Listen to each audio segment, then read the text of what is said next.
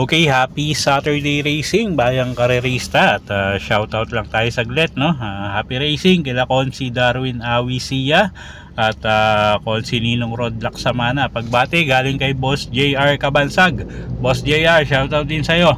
At shoutout na rin yan sa mga Silip Boys all the way from Tacoma, Seattle, Washington. At lalong-lalo na kay Boss Rolando Reyes at shoutout din kay Boss Marvin. Pagbati galing kay Boss Tenten at shoutout din kay Boss Erickson coming from Tondo. Yun nga, shoutout sa'yo boss, at pati na rin kay Boss Mark John Dison at kay Boss Ronald Susim at pati na rin kay Boss Boying Balmes. Okay, happy racing mga boss. Saturday racing tayo, Marho Racing Festival nga. At siyam na karera tayo, no, for Saturday racing. At ang start time natin is 2:30 ng hapon. Okay, so medyo mahirap yung karera natin ngayon. So kung may mga kursonada kayong dehado, sama nyo na lang, no. Okay, race 1 tayo. Start ng first winner take all. Class 5, 11 to 15 bracket, 1,400 meters ang distansya. Mahirap na karera agad. First choice natin dito, kalahok numero 14 na si Work From Home. John Paul Guse yung re-renta dyan. Gamay naman ni John Paul Guse ito at medyo maganda yung post position niya. So tingin ko maganda itatakbo, no? At second choice natin dito yung kalahok numero 5 na si Spaghetting Pababa. Sasakyan ni John Alvin Guse, isang deremating kabayo. At third choice kalahok numero 7 Ragamapin, Berjomel Galieta yung re-renta dyan. Nagsilbing batak lang yung huling takbo niyan at pwedeng pangsama pang dehado, no, sa mga exotic nyo yung kalahok numero 11 na si Advocacy. Okay, so sa race 1, first choice nga numero 14 Work From Home. Second choice natin entry number 5 Spaghetting Pababa. Third choice numero 7 Ragamapin at pwedeng pangsama pang dehado yung kalahok numero 11 na si Advocacy. Okay, race 2 tayo.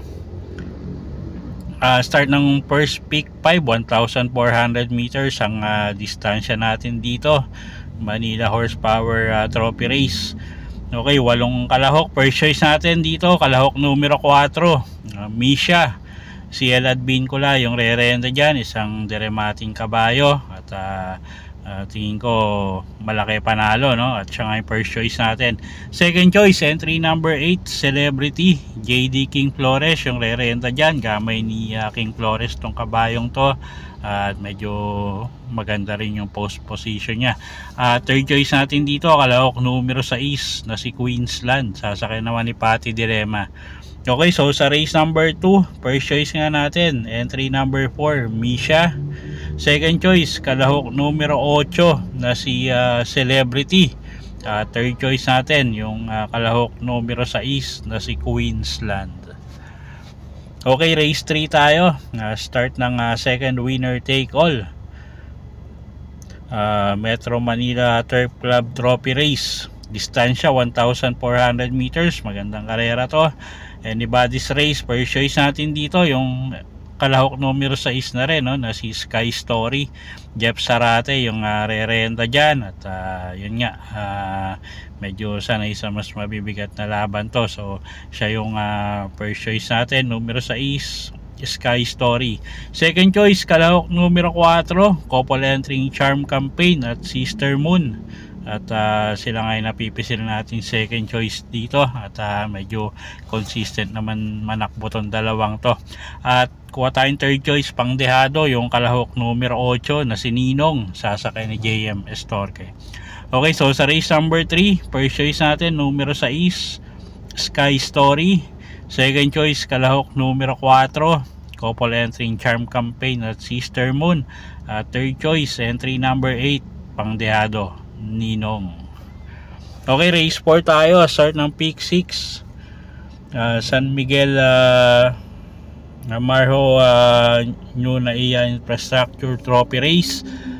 Sponsored by San Miguel, no? First choice nga natin, 7 kalahok to, lahat may panalo. First choice kalahok numero 3, Balibel, Jeff Sarate, yung re-renta dyan, gamay nung hinete, pwedeng iuna, pwedeng isunod. Second choice natin, kalahok numero 5, Animo Lasal, CP Henson naman, yung sasakay dyan, isang deremating kabayo. At third choice natin, yung kalahok numero 7 na si Viva de Oro, AR Villegas, yung re-renta dyan, isang imported horse na mababa na rin sa laban.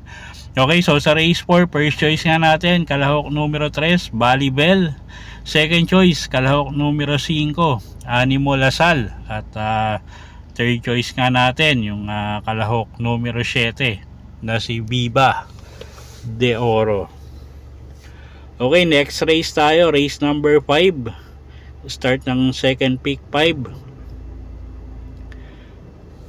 Distansya natin dito 1,400 meters. Okay, first choice natin dito, kalahok numero 2, couple entering guest of honor at Magical Sap, JM Estorque at Sierra Advincula, yung re-renta dyan. At si guest of honor medyo mababa na sa grupo to, no? At kasama sa unahan yan, so tingin ko malaki panalo. Second choice natin dito, yung kalahok numero 8 na si Jeng Sad Enap. Ryan Base naman yung sasakay dyan, although galing sa medyo maiksing bakasyon, pero tingin ko may panalo rin to, no? At second choice nga natin yan. At third choice natin dito yung kalahok numero 6 na si Smiling Lady, sasakay ni JC De La Cruz, gamay ni JC De La Cruz yung kabayong yan. Okay, so sa race 5, first choice kalahok numero 2, couple entering guest of honor at Magical Sap. Second choice numero 8, Jeng Sad Enap. At third choice numero 6, Smiling Lady. Okay, race 6 tayo. Start ng pick 4. Marjo Ginebra San Miguel Trophy Race, 1,400 meters ang distansya natin dito. First choice natin dito, kalahok numero 1, couple entering Gable at Mount Amandiwing, Jeff Bakaykay at JM Estorque, yung sasakay dyan sa dalawang kabayong yan. Second choice natin, yung kalahok numero 2 na si Barayong, sasakay naman yan ni RC Baldonido. Pag nilabas yung connection, tingin ko malaki panalo, isang deremating kabayo. Third choice natin dito, yung kalahok numero 3 na si Princess Serena, sasakay naman ni Jackie Charles A. Reyes. Okay, so sa race number 6, first choice nga natin, kalahok numero 1, couple entering Gable at Mount Amandiwing.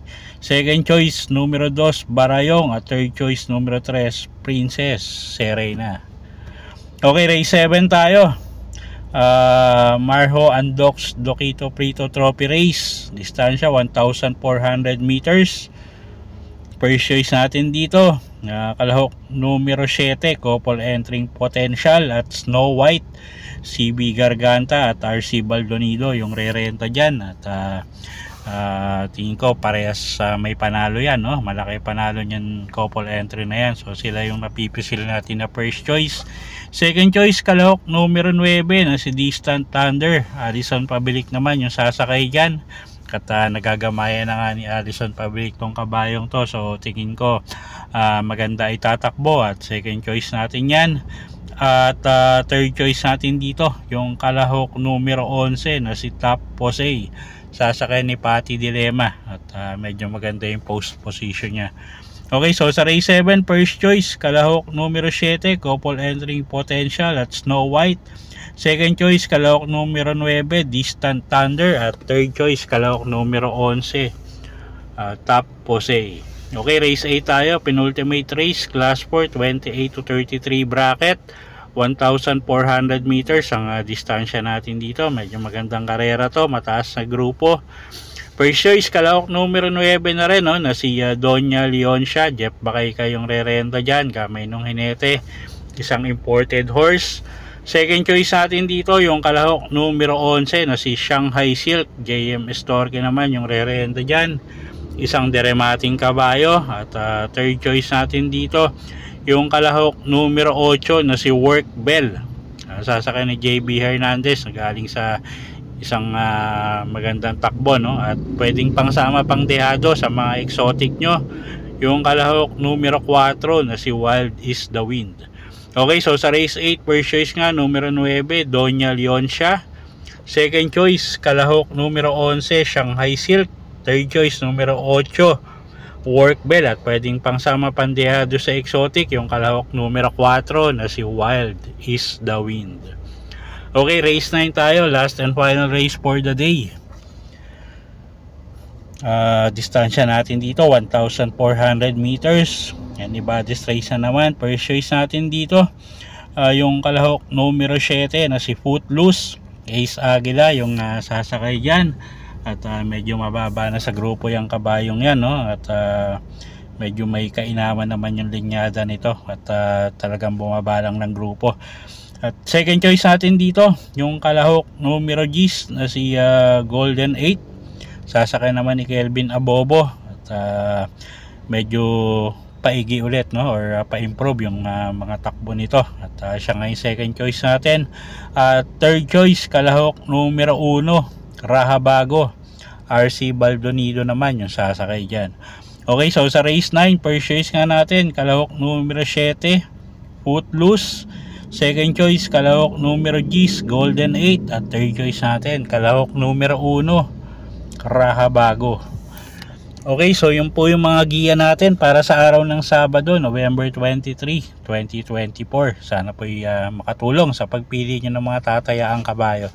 Inuulit ko po, kayo pa rin po masusunod kung saan nyo itataya yung pinagpaguran yung pera. Good luck po at happy Saturday racing, bayang karerista.